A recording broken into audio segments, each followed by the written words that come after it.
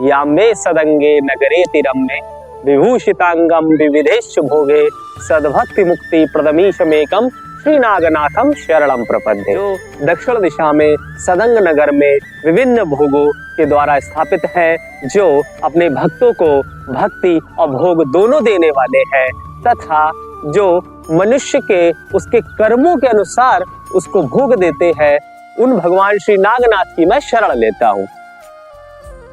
आप मित्रों, शिवस्य काशी में आपका अत्यंत स्वागत है। आप जानते हैं मैं कहाँ पर हूँ?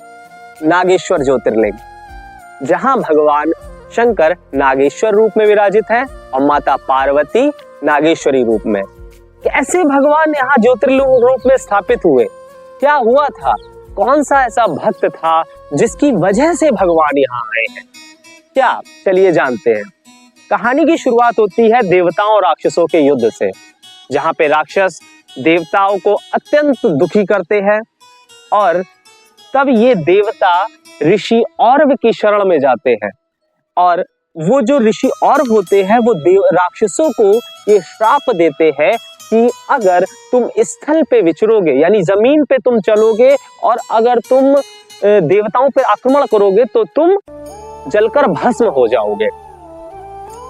तो ये सुनकर देवताओं को पता चलता है, वे राक्षसों पर आक्रमण करते हैं और राक्षस अत्यंत पीड़ित होने लगते हैं। उन्हीं में ही एक दारुका नाम की राक्षसी होती है। वह दारुका माता पार्वती की अत्यंत भक्त होती है, अत्यंत तपस्या में उनकी लीन होती है। तो वो दारुका अपने पति दारुक के साथ मिलकर माता पार्वती की तपस्या करती है। माता पार्वती उससे कहती है, पुत्री वर मांगो, मैं तुमसे अत्यंत प्रसन्न हूं। तो दारुका बोलती है, माता आप मुझे एक ऐसा वन दीजिए जिसको मैं अपनी इच्छा के अनुसार कहीं भी ले जा सकूं और मतलब उसमें सब तरीके की सुख सुविधाएं हो और मेरे जितनी भी संतानें मेरे पति के सहित जितना भी जो राक्षस कुल है वो उसमें सुखपूर्वक निवास करे। माता पार्वती खुश, वो कहती ठीक है तथास्तु। अब दारुका उस वन में जो रहती है वो क्या करती है, वो समुद्र में उस वन को ले जाती है और अगर कोई भी नाव या जहाज लोगों से भरा हुआ उस समुद्र के ऊपर से निकलता है तो वो उसको नीचे खींच लेती है, वहां के लोगों को मार देती है। यही क्रम चलता रहता है। एक दिन क्या आता है, एक जहाज में सुतीक्ष्ण नाम का एक भक्त, भगवान शंकर का अत्यंत भक्त उसमें निवास कर रहा होता है, उस जहाज में जा रहा होता है। तो जब वो जहाज उस समुद्र के ऊपर से निकलता है तो दारुका क्या करती है, उसको नीचे खींच लेती है और सुतीक्ष्ण को बंदी बना लेती है। इधर सुतीक्ष्ण के जो रक्षा करने वाले होते हैं वे भगवान शंकर है। वे भगवान शंकर से कहता, हाँ प्रभु, हाँ महा भोलेनाथ, मेरी रक्षा कीजिए, रक्षा कीजिए, रक्षा कीजिए। अब जहां प्रभु को उन्होंने पुकार लगाई, महादेव रक्षा कीजिए, प्रभु तो अपने भक्तों के लिए सब कुछ करने वाले हैं।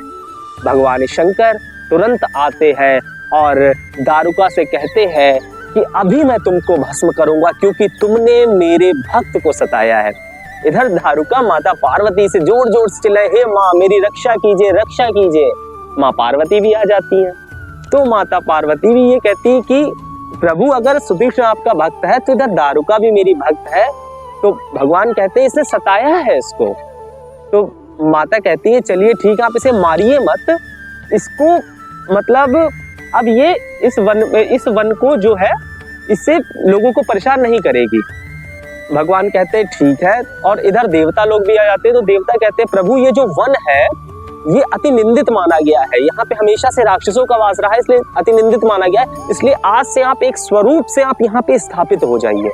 तब से लेकर आज तक भगवान कहते हैं ठीक है, यहाँ से मैं नागेश्वर रूप में इस वन में निवास करूंगा और यहाँ मेरी एक मूर्ति निवास करेगी और यहाँ पे जो भी भक्त मेरा दर्शन या पूजन करेंगे उनको अत्यंत सुख प्राप्त होगा। और काल सर्प दोष जैसे जो बहुत से व्याधि मतलब योग होते हैं वो यहाँ के दर्शन करने मात्र से ही नष्ट हो जाते हैं। अब इधर दारुका को भगवान छोड़ देते और सुतीक्ष्ण को भी कई सारे आशीर्वाद देकर भगवान शंकर माता पार्वती अंतर्धान हो जाते हैं। तब से लेकर आज तक भगवान यहाँ पर नागेश्वर रूप में विराजित। तो आप जब भी आए द्वारिका, भगवान नागेश्वर का जरूर दर्शन करें, उनका अभिषेक अवश्य करिएगा, क्योंकि भगवान शंकर यहाँ नागेश्वर ज्योतिर्लिंग में आपको नाग और नागिन का जोड़ा चढ़ाने पर काल सर्प और अत्यंत दोषों से, जो ऐसे दोष जो आपको पीड़ित कर सकते हैं, ऐसे दोषों से आपको यहाँ पे मुक्ति मिलती है। चलिए मिलते हैं किसी अन्य ज्योतिर्लिंग या शिवलिंग की तरफ, तब तक के लिए नमः पार्वती पते, हर हर महादेव।